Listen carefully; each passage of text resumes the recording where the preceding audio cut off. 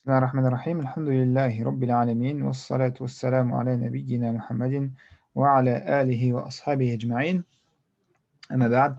C'est donc notre dernier rappel de ce mois de Ramadan de l'année 1442, donc de 2021, et on va donc terminer avec un rappel qui va, Inch'Allah, avoir comme objectif de nous mener à l'après-Ramadan.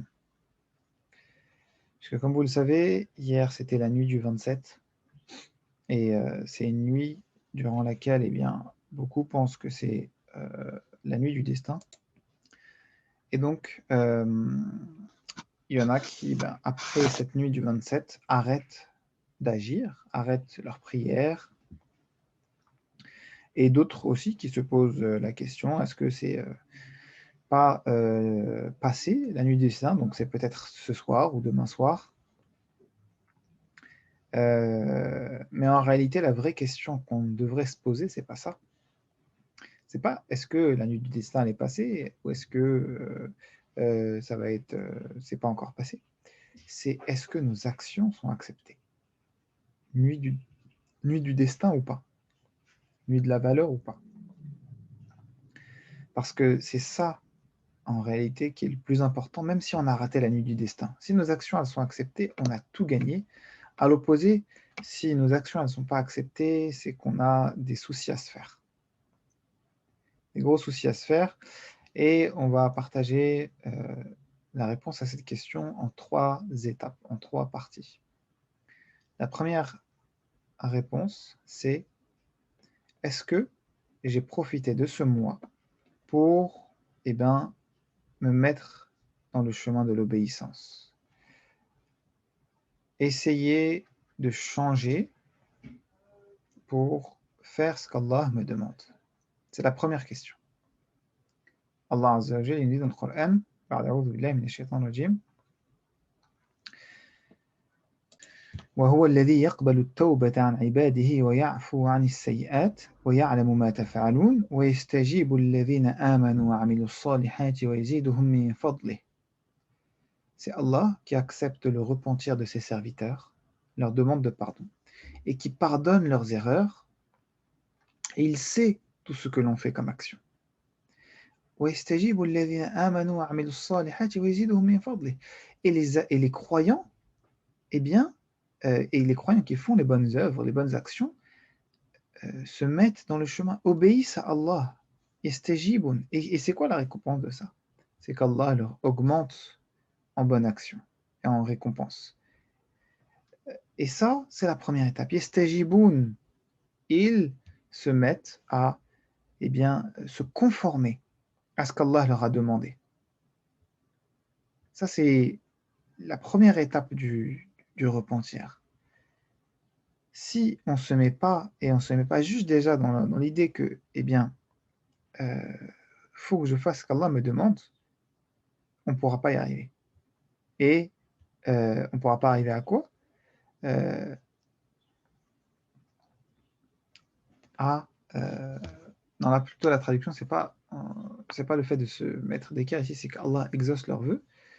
Et mais du coup, dans tous les cas, le fait que on se mette sur le chemin de l'obéissance, c'est ça la première étape, parce que on va s'arrêter de faire des péchés. C'est la première étape. On ne peut pas demander pardon. On ne peut pas, se dire que je fais ma prière, ou bien j'ai fait le jeûne de Ramadan, j'ai fait la prière de la nuit, j'ai prié la nuit du destin, et en même temps ma vie, elle n'a rien changé. J'ai juste demandé pardon, mais j'ai rien arrêté. D'accord? Imaginez quelqu'un qui fume, hein, quelqu'un qui boit, quelqu'un qui sort avec des filles, ou au contraire des filles qui sortent avec des garçons, ceux qui mentent, etc. Ils demandent pardon, mais ils ne changent rien à ses actions. Et c'est un pardon qui est vain, parce que ça n'a pas de sens. Imaginez quelqu'un, il vous demande pardon parce qu'il vous a frappé, mais pendant qu'il vous demande pardon, il continue de vous frapper, ou il continue de vous insulter. Vous êtes d'accord avec moi qu'il y a une contradiction? Et bien là, c'est la même chose. Bien sûr, on ne va pas dire à la personne qui fait des bonnes actions d'arrêter ses bonnes actions, non. C'est en faisant ses bonnes actions, même si elle n'a pas encore commencé à arrêter ses mauvaises actions, qu'elle va commencer à les arrêter. Mais malheureusement, si elle ne s'est même pas dit qu'elle veut les arrêter, eh bien, là, on peut dire de manière certaine que les actions, eh bien, ne sont pas acceptées. Parce qu'elle ne s'est même pas mis en tête de les arrêter. Elle demande pardon comme si c'était, c'est bon, je vais me faire pardonner, mais elle continue. Dans sa tête, elle ne va pas s'arrêter. Ça, c'est la première chose. Maintenant, si j'ai l'intention d'arrêter, eh bien oui, bien sûr. Maintenant, la deuxième chose, c'est évidemment de demander pardon. De regretter surtout. Parce que le pardon, il ne marche qu'avec le regret. Parce que vous allez me dire, mais comment ça, comment c'est possible de demander pardon et de ne pas regretter? Eh bien, il y en a qui, eh bien, sont quelque part fiers d'avoir fait leur péché, même si aujourd'hui ils disent, bah voilà, je ne vais pas recommencer. Bah ça, c'est grave d'être fier d'avoir fait des péchés. Être fier, surtout, on voit ça dans le milieu du banditisme, c'est d'être fier d'avoir dealé de la drogue, d'être fier d'avoir braqué des commerces, des banques. Ça, c'est gravissime. On n'a pas à être fier, au contraire. On devrait se cacher de nos péchés. Et notre religion, d'ailleurs, eh bien, elle ne demande pas d'aller voir un imam pour se faire pardonner. Ça, c'est exceptionnel. Contrairement, par exemple, à la religion chrétienne, où on doit aller se confesser à un prêtre. Et ça n'existe pas en islam. Ton pardon, il est entre toi et Dieu. Tu dois au contraire cacher tes péchés. Tu dois cacher tes péchés. Et c'est pour ça que les péchés qui sont graves, c'est ceux qui sont faits à la vue de tout le monde. Comme on dit, au vu et au su de tout le monde. Donc normalement, la deuxième étape, c'est donc de regretter ce qu'on a fait, de ne pas être fier de nos bêtises et de nos péchés. Mais de se dire, si seulement eh ben, j'avais le choix, qu'est-ce que j'aurais fait? Ben, je ne les aurais pas commises, ces erreurs. Et puis, il reste une troisième étape, et c'est eh bien, une étape, encore une fois, sine qua non, une condition sine qua non, c'est-à-dire sans laquelle ça ne fonctionne pas. C'est le fait de ne pas vouloir recommencer. Je peux regretter, je peux avoir arrêté ou vouloir avoir l'intention d'arrêter. Mais si j'ai arrêté et que je me dis, eh ben, quand le Ramadan est terminé, je vais reprendre, alors là, c'est un gros, gros, gros problème. C'est tellement un gros problème, eh bien, que c'est une question qu'on doit se poser à tous. Est-ce que j'ai prié que pendant le Ramadan? Est-ce que j'ai fait et eu un bon comportement que pendant le Ramadan, dans le but de l'arrêter tout de suite après le Ramadan, de reprendre tout comme avant, et que en fait, le Ramadan, c'était une parenthèse dans ma vie? Si tu as cette intention, et ben là, je peux te donner tout de suite la mauvaise nouvelle que tes actions, elles ne sont pas acceptées. Parce que la personne qui fait ça, elle ressemble à un hypocrite. Allah, il nous dit concernant les hypocrites, Innal munafiqina yukhadi'un Allah. Wa huwa khadi'uhum. Les hypocrites essayent de tromper Allah, mais c'est Allah qui les trompe. Parce que c'est quoi être un hypocrite en islam? C'est quelqu'un qui prétend être musulman, mais en fait, il ne croit pas à Allah. Vous allez me dire, mais ça existe ça? Ben, c'est normal aujourd'hui qu'on ne voit pas d'hypocrite, ou en tout cas qu'on n'en parle pas que, que à des occasions précises. C'est parce que notre communauté, la communauté musulmane, est dans une période difficile. Et du coup, qu'il n'y a aucun intérêt à se dire musulman, parce que bah, vous savez comment ça se passe aujourd'hui dans les médias, etc. On est pointé du doigt H24, etc. Mais c'est plus tard en fait. C'est quand la communauté musulmane, eh bien, Inch'Allah, sera à nouveau forte, que là, il y aura des hypocrites à nouveau, des personnes qui seront vraiment pas musulmanes, mais qui vont faire semblant d'être musulmans. Ça, c'est très très grave. C'est d'ailleurs eh bien, le degré le plus bas de l'enfer. Allah nous dit dans le Coran, Innal munafiqina fi darkil asfali minan nar. Les hypocrites sont dans le plus bas degré de l'enfer. Et hypocrite, c'est pas au sens de la définition du dictionnaire. c'est-à-dire quelqu'un qui a des faux semblants, qui va, par exemple, dire des choses qu'il ne pense pas. C'est pas ça, d'accord? Parce qu'on peut avoir de l'hypocrisie dans le sens de la définition du dictionnaire, c'est-à-dire la définition littérale, sans être hypocrite dans le sens religieux, d'accord? Et on peut, par exemple, parfois, ne pas être motivé à faire des bonnes actions sans être hypocrite. Vous allez me dire: «Mais comment je fais alors pour savoir si je suis hypocrite ou pas?» Mais déjà, si tu te poses la question, c'est que tu es pas un hypocrite. Puisque l'hypocrite, il sait qu'il ne croit pas en Allah. Alors que le musulman, ça peut arriver qu'il doute. Mais il sait pertinemment que il fait pas semblant d'être musulman. Il faut bien faire la différence avec les deux. Mais pourquoi alors je vous ai parlé de cet hypocrite-là? Parce que ce sont que ces hypocrites, les vrais hypocrites au sens que je vous ai expliqué, qui font semblant d'être musulmans, qui eux, trompent Allah. Ils pensent tromper Allah en ne montrant pas aux autres et à tout le monde qu'ils ne sont pas vraiment musulmans. Et donc la personne qui fait des actions que pendant Ramadan, elle ressemble sur ce côté-là. J'ai pas dit qu'elle est hypocrite, j'ai dit qu'elle ressemble. Bien attention à ce que je dis, d'accord? Et j'ai pas dit qu'elle est hypocrite, j'ai pas dit qu'elle est en enfer, non. J'ai dit simplement qu'elle ressemble parce que, d'une certaine manière, elle sait qu'après Ramadan, elle voudra arrêter tout ce qu'elle a fait. D'accord? Comme un hypocrite qui sait que ce qu'il fait, c'est faux.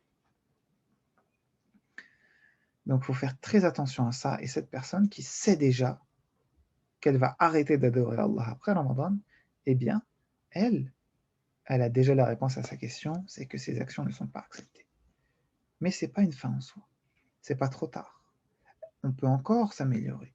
On peut encore changer cette intention néfaste et blâmable en se disant tout de suite, mais je vais faire le maximum pour garder mes bonnes actions, pour garder surtout ma prière, pour garder mes bonnes habitudes et faire en sorte que je ne reprenne pas mes mauvaises habitudes après Ramadan. Et s'il m'arrive de retomber dans mes travers, ça ne veut pas dire que je suis un hypocrite. Parce qu'il nous arrive à tous d'être faibles, il nous arrive à tous de ne plus être motivés, de ne plus avoir l'énergie. Et ça, je ne parle pas de ce cas-là. Parce que si tu souhaites continuer, mais que tu n'y arrives pas, alors sache que Allah est avec toi. Allah, il est avec les croyants. Allah, il veut te faciliter. Il nous le dit dans le Coran. Comme je vous l'ai dit dans le verset tout à l'heure, Wallahu yuridu an yatuba alaykum. Et Allah veut accepter le repentir des croyants. Il veut leur pardonner. Mais tout cela, bien sûr, conditionné par ce que je viens de vous décrire. Premièrement, arrêter, bien sûr, et ses péchés, et se mettre dans le chemin des bonnes actions, même si j'ai encore des mauvaises actions que je fais. Déjà, si dans mon cœur, je veux arrêter. Deuxièmement, regretter ce que j'ai fait. Et enfin, bien sûr, ne pas limiter ces deux actions-là à Ramadan et savoir que dès le jour de l'Aïd, c'est bon, j'arrête la prière. Si tu es dans ces trois étapes-là, sache que Allah Azza wa Jal, il ne veut que te pardonner. Il ne veut que ouvrir la porte du pardon et de la miséricorde et du paradis pour toi. Il veut ton bien, Allah subhanahu wa ta'ala. Et on avait parlé de toute la miséricorde d'Allah dans le cours d'il y a 2 semaines sur justement le pardon de Ramadan. Et on va citer juste un exemple pour vous souvenir de l'immense miséricorde d'Allah. C'est qu'il a écrit au-dessus de son trône Rahmati wasi'at ghadabi, que ma miséricorde a dépassé ma colère. C'est-à-dire la miséricorde d'Allah a dépassé sa colère. Et cela, wa alaykum salam. D'accord? Et donc Allah Azza wa Jal, sa miséricorde a dévancé sa colère, c'est ce qu'il a écrit au-dessus de son trône. Et concrètement, ça veut dire quoi? Ça veut dire que jamais Allah ne te punira si tu ne le mérites pas. C'est impossible. Par contre, Allah, il pourra te pardonner. Allah, il pourra te donner ce que tu ne mérites pas, sans contrepartie. Ça, c'est exceptionnel. Et donc, attention, Allah, à pas, donc, comme je disais, eh bien, se dire c'est bon, j'ai fait les 10 nuits de Ramadan, je suis sûr d'avoir la nuit du destin, banco pour les 1000 mois et 83 ans de Hassanet, et je suis tranquille jusqu'à l'année prochaine. Ça, c'est extrêmement grave, et c'est même la mauvaise nouvelle de l'annonce que vos actions, elles ne sont pas acceptées. Et donc, à l'opposé, si vous changez tout de suite d'intention et que vous faites les efforts, même si vous n'y arrivez pas, eh bien, Allah, tôt ou tard, vous facilitera. Qu'Allah accepte en tout cas nos bonnes actions, qu'il nous fasse atteindre la nuit du destin si elle n'est pas passée, et qu'il l'accepte si elle est passée, et surtout qu'il nous maintienne et qu'il nous accorde la constance dans les bonnes actions après Ramadan. Eh bien, je vous rappelle que on est peut-être dans l'avant-dernière nuit de Ramadan. Demain, ce sera peut-être la dernière nuit, et on saura si c'est la dernière nuit mardi soir, car on observera la lune à ce moment-là, et si la lune n'est pas visible, eh bien ça voudra dire que mardi c'est encore la dernière nuit de Ramadan, et dans ce cas-là que l'Aïd sera jeudi, Inch'Allah. وصل اللهم وزد وبارك على سيدنا وحبيبنا محمد وآخر دعوانا أن الحمد لله رب العالمين. صحبتكم والسلام عليكم ورحمة الله وبركاته. Merci, salam alaikum. صح تركم